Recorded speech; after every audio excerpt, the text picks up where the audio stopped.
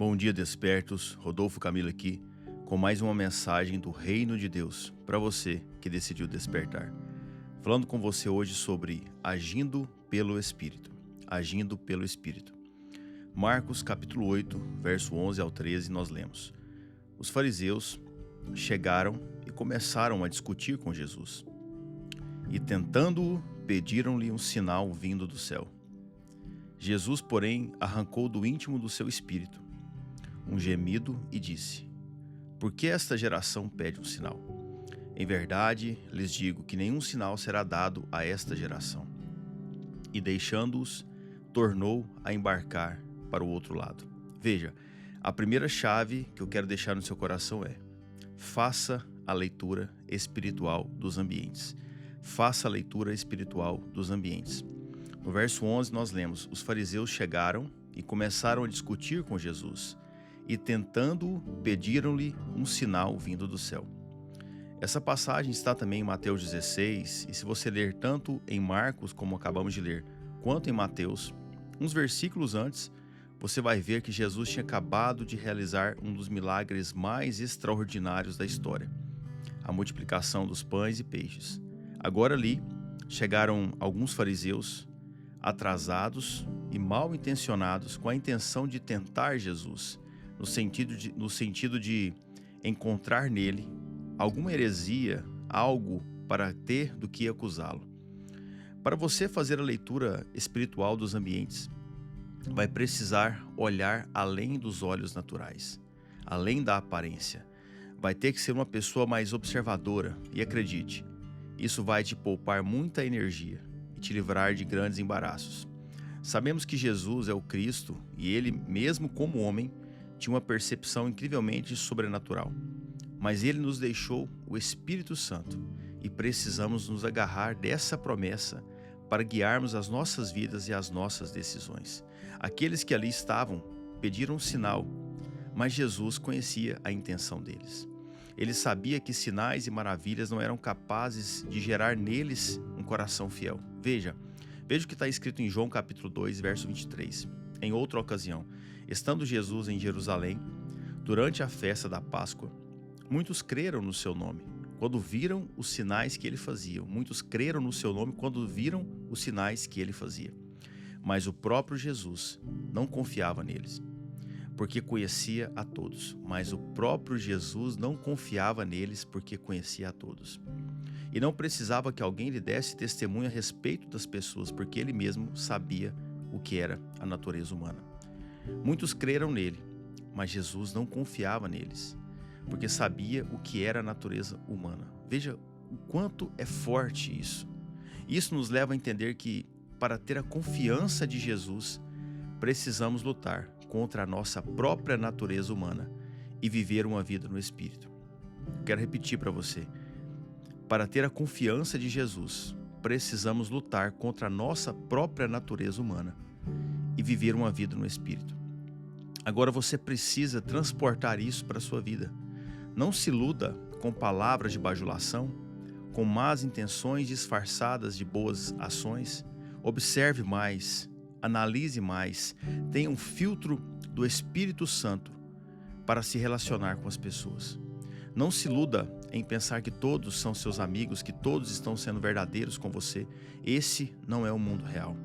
A Bíblia é clara quanto à seletividade que temos que ter. Lembra do que está em Salmo 1?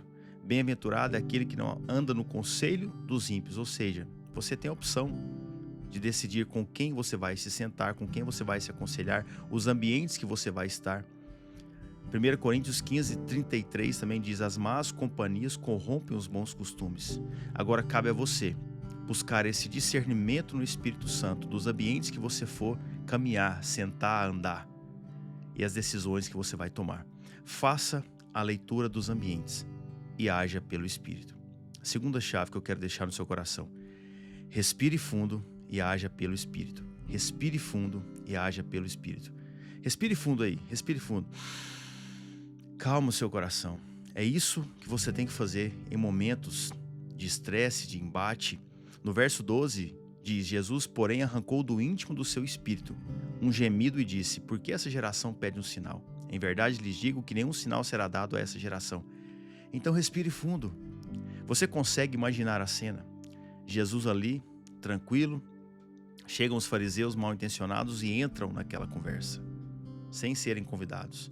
Jesus para, olha, respira fundo, suspira e faz uma pergunta e diz que não fará nada do que eles querem.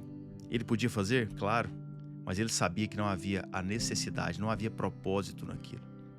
O que Jesus fez foi agir pelo Espírito. Sim, ele é Deus Todo-Poderoso, mas ele veio como homem e nos ensinou que é possível passar por essa vida sem perder a vida eterna. É possível não ceder às vontades da carne. E quando falamos de vontades da carne, temos o costume de pensar que é sobre a área sexual, sobre vícios, mas esquecemos que a nossa carne também deseja algumas coisas como justiça própria, vingança, porque a nossa carne ela é imediatista, impulsiva e reativa. Somos por natureza contenciosos, ou seja, estamos sempre prontos para o combate, para o debate ali. Somos também obstinados. O nosso ponto de vista sempre tem que prevalecer. Nós precisamos lutar contra isso. O que Jesus fez? Arrancou do íntimo do seu espírito um gemido. E o que você precisa fazer em situações de embate, de estresse, situações delicadas? Arrancar do íntimo do seu espírito um gemido. Isso significa que você tem que buscar aí dentro de você uma força que, por menor que seja, mostre para a sua carne que o seu espírito ainda domina sobre ela. Veja, você precisa encontrar dentro de você, buscar dentro de você uma força que, por menor que seja, mostre para a sua carne que o seu espírito ainda domina sobre ela. Gemidos não são gritos, não são expressivos, são pequenos sussurros, às vezes imperceptíveis. Mas acredite em mim, você só precisa ativar isso dentro de você em determinadas situações. Só precisa encontrar essa força aí dentro, respirar fundo e agir pelo Espírito. Procure fazer isso. Terceira e última chave para encerrarmos. Não discuta com tolos. Não discuta com tolos. Se possível, escreva isso. Verso 13. E deixando-os, tornou a embarcar para o outro lado. O que Jesus fez? Simples. Jesus fez uma pergunta, negou o pedido daqueles que ali estavam e os deixou. E partiu. E foi em direção ao seu propósito, deixou para trás aqueles que estavam tentando acusá-lo. E muitas vezes é exatamente isso que precisamos fazer. Sair. Deixar falando sozinho quem não está colaborando com o seu propósito, com o nosso propósito, com quem está tentando colocar a nossa pior versão para fora. Não discuta com essas pessoas. Isso me lembra uma história. Uma antiga fábula conta a história de um burro, um tigre e um leão. Certo dia, o burro começou a discutir com o tigre sobre a cor da grama. O tigre dizia com convicção: a grama é verde. Mas o burro insistia: não, a grama é azul. A discussão foi ficando cada vez mais intensa, os dois começaram a se exaltar, até que decidiram levar a questão ao leão, ao rei da selva. Ao chegarem diante do leão, o burro logo começou a gritar: Majestade, majestade, diga, a grama não é azul? A grama não é azul? O leão respondeu: sim, a grama é azul. O burro então se virou para o tigre, satisfeito em si mesmo, e disse: está vendo? Eu não disse? Agora, rei, castigue esse tigre teimoso que insiste em dizer que a grama é verde. O burro foi embora.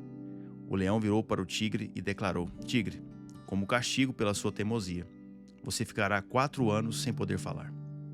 O tigre ficou perplexo e perguntou ao leão: mas majestade, o senhor e eu sabemos que a grama é verde, não é azul. Por que então me castigou? O leão respondeu: não foi por você dizer que a grama é verde. Eu sei que ela é verde, todos nós sabemos. O seu castigo é por perder tempo discutindo com o burro. E concluiu: há discussões que não valem a pena. Quem não tem sabedoria nunca será convencido pela verdade.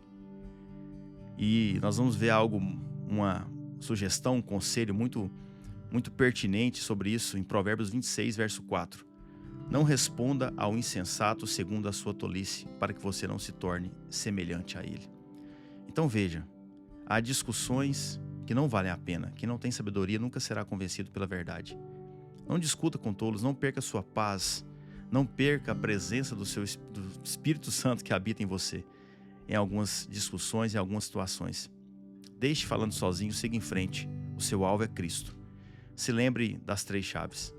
Faça a leitura espiritual dos ambientes. Respire fundo e haja pelo Espírito. E não discuta com tolos. Quero orar pela sua vida.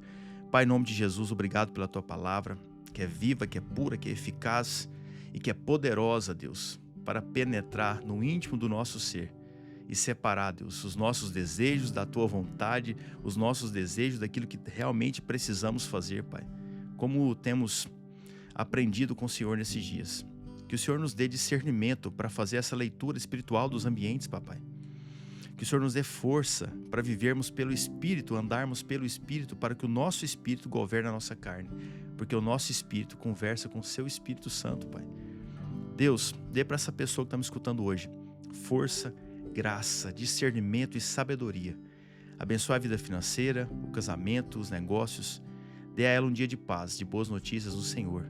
Em nome do Senhor Jesus. Amém? Glória a Deus pela sua vida. Se você lembrou de alguém, compartilhe essa mensagem, semeie essa mensagem na vida de alguém. Eu tenho certeza que Deus vai fazer aquilo que precisa ser feito. Se você tem sido edificado, certamente outra pessoa também será. Glória a Deus pela sua vida. Se você não nos segue no Spotify, no YouTube, segue lá, Rodolfo Camilo. Quase todos os dias, de segunda a sexta, uma mensagem do reino de Deus para você que decidiu despertar. Amém? Que Deus abençoe você, sua casa, sua família, em nome de Jesus. E olha, eu termino te lembrando. Desperta, tu que dormes, e Cristo te iluminará.